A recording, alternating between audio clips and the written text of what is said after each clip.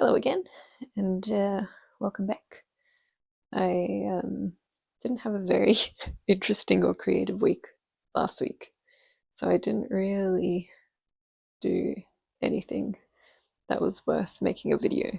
So apologize about that, but I suppose this kind of comes with the territory with all these things. I did buy some new colored inks to do my printing with.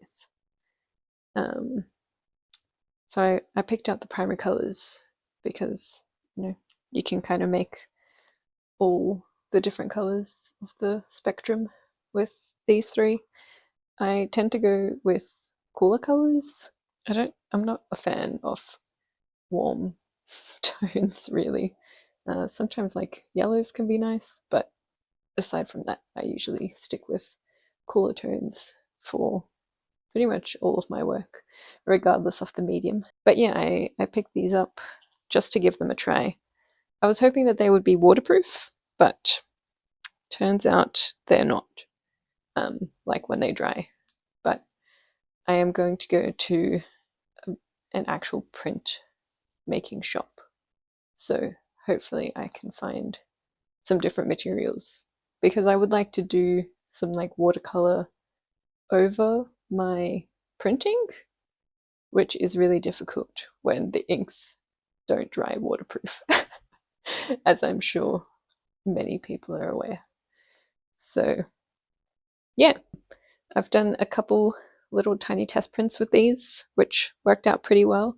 One of them is a kingfisher, and the other one is like a little tiny wombat print, which I have already printed, but I might try to do it again with more of a brown color because I just used black ink for the actual wombat, but I think it might look cuter and a bit nicer if the wombat wasn't so dark.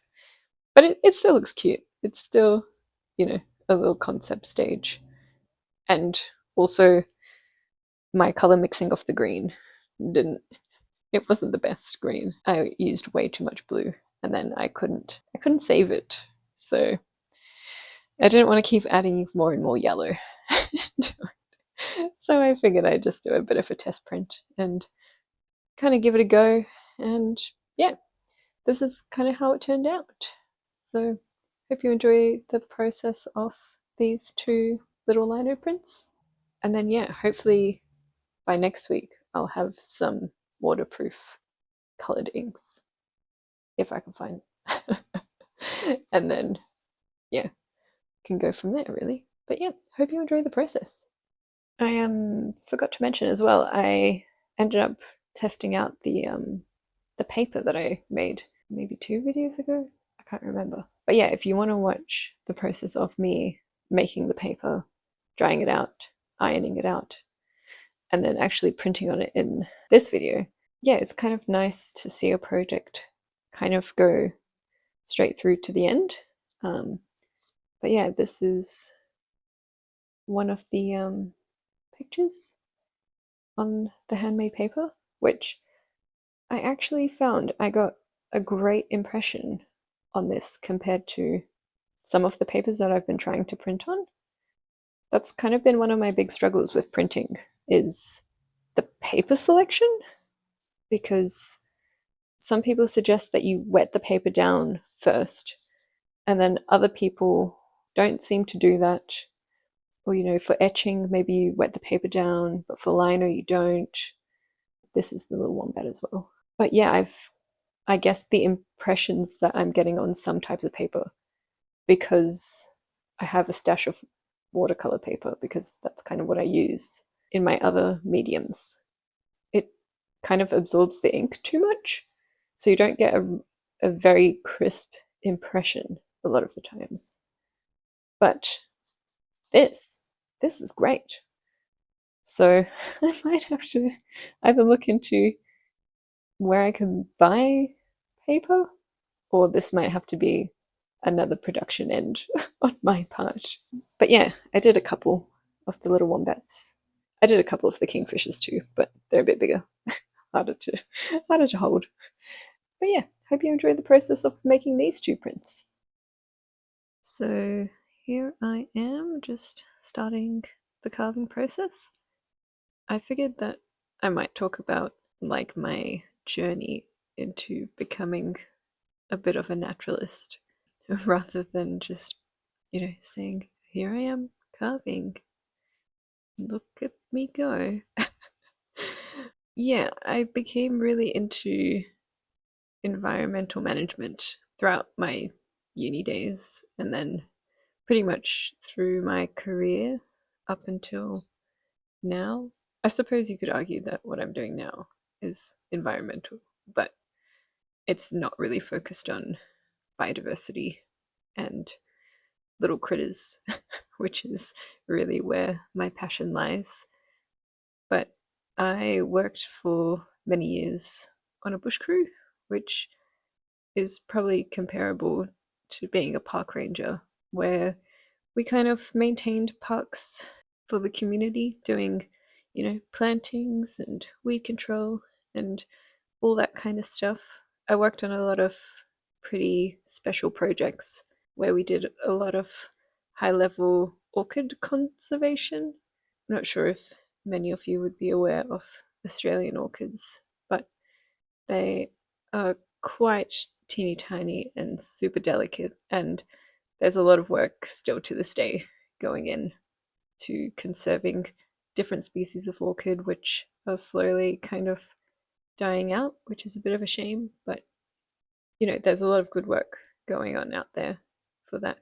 And yeah, kind of through that job, I got into plant ID and birds, really. I mean, many critters, to be quite honest, but birds are a lot easier to spot than a lot of Australian native mammals, which most of them only come out during the night. So good luck to anybody trying to spot those. But I still remember the first time I saw a kingfisher, and I was in Yellingbo, which is kind of out east of Melbourne. It's probably about an hour or so, an hour and a half from the actual city. And yeah, it was such an incredible experience. They're super tiny, their colors are as vibrant as they look on film, and they're just such agile little birds. They're one of my absolute favorites, and still to this day, I love seeing and hearing them. A lot of the times, you'll probably hear them a lot earlier than you'll actually see them. But yeah, they're just fantastic little creatures. So, this part of the carving, I was cutting out my pieces like a bit of a jigsaw puzzle so I could use different colored inks, which in my mind was the easiest way to achieve this. But then when I tried to put it back together, I struggled a little bit, which you'll see me kind of fiddling with putting, the cheek piece in and the eye back into place and using little tiny tweezers to kind of rest them in the right spot. But I don't know any other ways to do this easily. I've seen people do, you cut out certain parts on a different sheet of lino and then you kind of line them up to create a bit of a stamp template kind of thing. But that seems like kind of a waste of lino, in my opinion, because then you end up with using 3 sheets to achieve one print, because you would have to keep them all, like all the bits that were black, connected on one liner sheet. Yeah, I don't know. It worked well enough, but it was a little bit fiddly. I think maybe the way that I was cutting the pieces out with a blade, like my edges were kind of diagonal and not straight on, which maybe was a little bit of my issue. So I suppose if I do this again, which I probably will, I'd try to cut them out a bit better. I don't know. It turned out pretty well in the end. I'm pretty happy with the result of this kingfisher, and I wouldn't mind printing a few more. I was thinking of submitting this to a gallery as well, but I don't know if I have the confidence to do that just yet.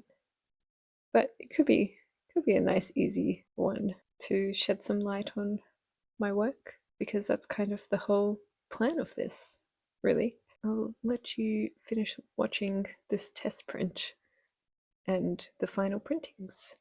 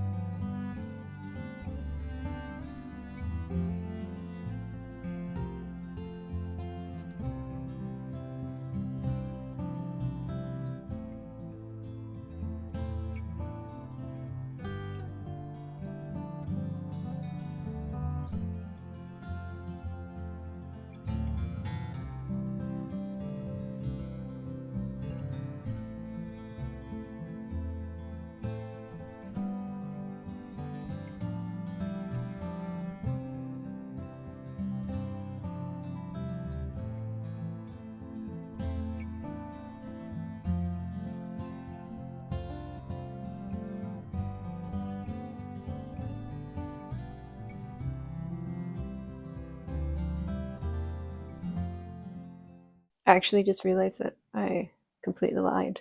I did do something fun and creative on the weekend. I went and did a pottery hand building class, but I only took some teeny tiny clips of that. But I'll probably include them because it was pretty fun. Not that I'm much of a potter at all. I was never very good with clay, but who knows? It might be an up and coming fixation. We'll see. That was at the Rare Arts and Forgotten Trade Centre. I think that's what it's called. I always get it wrong, which is in Ballarat. I'll put in a few clips of what I made and where it was. It was pretty fun. The teacher was absolutely lovely. And yeah, I really enjoyed using different slips, or like one kind of like different colored slip to create the designs on the different vessels that we made. So we made a bowl and a plate and what was going to be a mug, but it's turned into a vase. But I also wouldn't be surprised if the vase doesn't make it through the final firing because of my shoddy joining. But you know, that's kind of all part of it, fun and games with pottery. I don't think they'll be fired for a couple of months because the instructor's going away. But yes, it could be a nice little pickup thing in a future video. See how they turn out one day. I'll include some footage of that as well.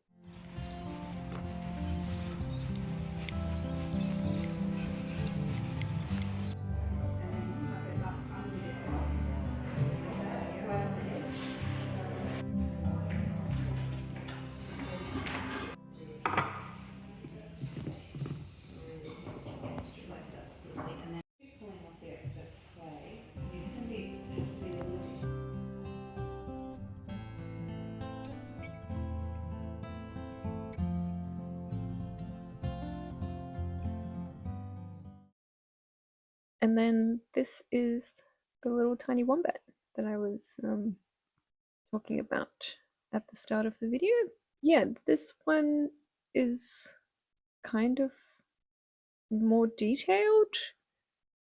Obviously, it's on a much smaller scale as well, but I was trying to get like a good fur texture, which I think I achieved. I think I'm pretty happy with how the fur looks, especially on the face. I think I did a pretty good job with that. But then, yeah, again, cutting out the two different pieces. So I end up cutting off the grass kind of area. That was the most difficult part of it. And I don't know how to make it any easier than just using an X-Acto blade to, yeah, slice them in half essentially. But I suppose like the hardest part that I found was doing in between the toes or the claws and those kind of more detailed cuts. Like obviously cutting the lino is pretty easy when you're going around like the outside or the outline of the creature. And then I kind of just went back in and followed the fur lines a little bit closer to make it a little bit more interesting and fit the body a bit better. Yeah, cutting between the two stamping pieces was kind of difficult, which I suppose it's all kind of just practice. And, you know, this was the first, well, the second one that I tried to do like a two-colored print on. So it's a bit new for me. And I feel like for the first few goes, they turned out pretty well. So I'm pretty happy with these two prints. Like I said at the beginning, I will try to print the wombat again, but with like a brown color and a nicer green at the base. But for now, you know, these are the prints as they turned out for this video. I hope you enjoy watching me struggle to cut out the toes. It's almost as bad as the button sewing that I did in the other video. But like I said, it's all fun and games here. I guess with that, I'll just leave you to finish off this video. And again, thanks for hanging out with me and watching my silly little arts and crafts, really. So, hope you have a good one, and I'll see you again next time. Goodbye.